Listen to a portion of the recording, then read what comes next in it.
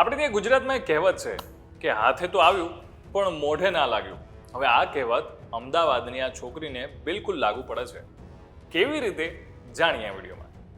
તમે જોઈ રહ્યા છો વાઇબ્સ ઓફ ઇન્ડિયા. મારું નામ છે ધીરાજ અને વાત કરવી છે અમદાવાદની એક છોકરીની કે જેણે નીટની એક્ઝામ છે પાસ કરી. અને પાસ કરી એટલું જ નહીં પણ 720 માર્કમાંથી 705 માર્ક ગુજરાતમાં ટોપ કર્યું. અને એટલું જ નહીં, એ જ્યારે ટોપ કર્યું પણ એના પછી જ્યારે 12મા ધોરણની એમને એક્ઝામ આપી પોતાની HSCની, ત્યારે 2 વિષયમાં ફેલ થયા, કેમેસ્ટ્રી અને ફિઝિક્સ. અને જેમ થોડા સમય પછી એકવાર બીજી વાર એક્ઝામ લેવાતી હોય છે જૂન મહિનામાં, અને જ્યારે એમાં એક્ઝામ આપી ત્યારે પણ એ ફરીથી એકવાર ફેલ થયા.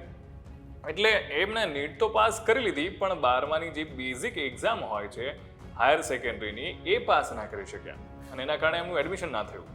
હવે જોવા જેવીને ચર્ચાનો વિષય તો એ છે કે જે વ્યક્તિ નીટ જેવી અઘરી એક્ઝામ છે, નેશનલ એન્ટ્રન્સ ટેસ્ટ છે, એ પાસ કરી લે છે, પણ આવી 12મા ધોરણની જે એક્ઝામ આવે છે એ પાસ નથી કરી શકતા, તો ક્યાંક ને ક્યાંક નીટનું એક્ઝામનું જે ધોરણ છે એના ઉપર સવાલો ઉઠે છે. સવાલો તો એના પર પણ ઉઠે છે કે જો આ વ્યક્તિ છે એ નીટ જેવી એક્ઝામ પાસ કરી શકતા હોય તો 12મું ધોરણ પાસ કરવું એમના માટે ડિફિકલ્ટ તો ના જ હોઈ શકે. હવે આટલી બધી ચર્ચાઓ ત્યારે આ વિશે થઈ રહી છે અને ત્યારે આ છોકરી વિશે જો વાત કરવામાં આવે કે એમણે તૈયારીઓ કરી હશે અને નીટની એક્ઝામ આપી હશે, નીટ ક્લિયર કરી નાખી પણ 12મા ધોરણમાં 2 વિષયમાં ફેલ થયા, બીજી વાર આપી ત્યારે પણ 1 વિષયમાં ફેલ થયા, તો ત્યારે એ વિષય અને આ એક્ઝામ છે એની ગુણવત્તા વિશે ચોક્કસથી સવાલો ઉઠે છે.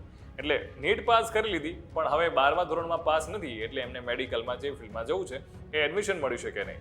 અને જેટલા એમને માર્ક્સ આવ્યા હતા ને એ માર્ક્સ મુજબ તો એમને મેડિકલમાં કોઈ પણ સીટમાં ફ્રીમાં એડમિશન મળી જાય એટલા માર્ક્સ આવ્યા છે.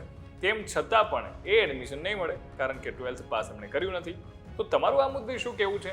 કોમેન્ટ કરીને એમને ચોક્કસથી જણાવજો. Keep watching vibes of India.